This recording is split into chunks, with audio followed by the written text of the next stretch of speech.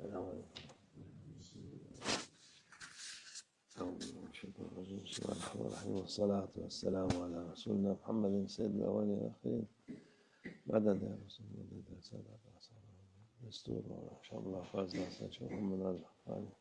مدد طريقتنا الصحبة والخير في الجميع. بسم الله الرحمن الرحيم. وقل أعمالوا فسيرى الله عملكم رسوله. صدق الله العظيم. بسم الله الرحمن الرحيم. وقل اعملوا فسيرى الله أعمالكم صدق الله العظيم. আল্লাহ আজ্জা ওয়া জাল্লা আপনি যে আমল করছেন তা তিনি দেখতে পান, তিনি সবকিছু দেখতে পান। সুতরাং আপনি যা আমল করছেন তা আপনি অবিচলভাবে করুন।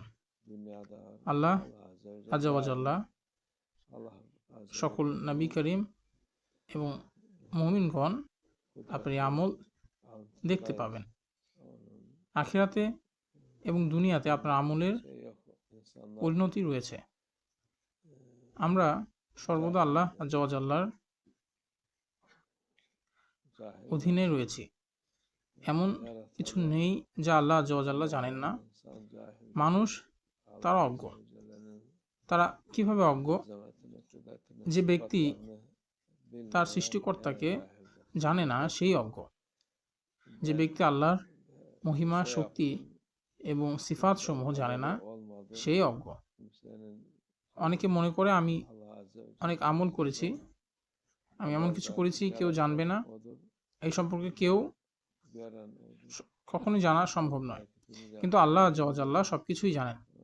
তিনি আমাদের স্রষ্টা, তিনি আমাদের সকল আমল দেখেন এবং তিনি আমাদের সমস্ত কর্ম পরিচালনা করেন।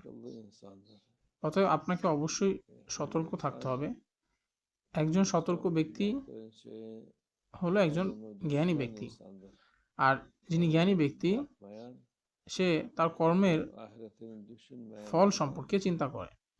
আর যে ব্যক্তিটি করে না, যে আখিরাতের কথা ভাবে না, সে নিশ্চয়ই বোকা। একজন ব্যক্তিকে প্রতিনিয়ত চেষ্টা করতে হবে এবং কঠোর পরিশ্রম করতে হবে যাতে তার শেষ সময়টি ভালো হয়। অন্যথায় কেউ যদি তাদের নফস যা চায় তাই করে, তবে তারা সবকিছুই হারিয়ে ফেলবে। একটা নীতি বাক্য বিবেচনা করা জরুরি, সেটি হলো আল্লাহ হাজিরিন, আল্লাহ নাজিরিন, আল্লাহ শাহিদিন। অর্থাৎ আল্লাহ আজ্জা ওয়া জাল্লা যা আমরা করি তা দেখেন, তিনি সবকিছু শোনেন এবং তিনি সবকিছুরই সাক্ষী। সুতরাং প্রতিটি মিনিটে আল্লাহ আজ্জা ওয়া জাল্লা স্মরণ বা জিকির করা অর্থ এটি। এর অর্থ হলো আল্লাহকে স্মরণ করা, আল্লাহ সাথে থাকা এবং আল্লাহ তাআলা যেন আমাদের অন্তরে থাকে এটি নিশ্চিত করা।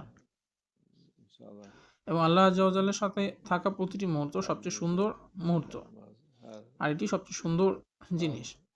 আপনি যা করবেন তখন সবকিছুই ভালো হবে।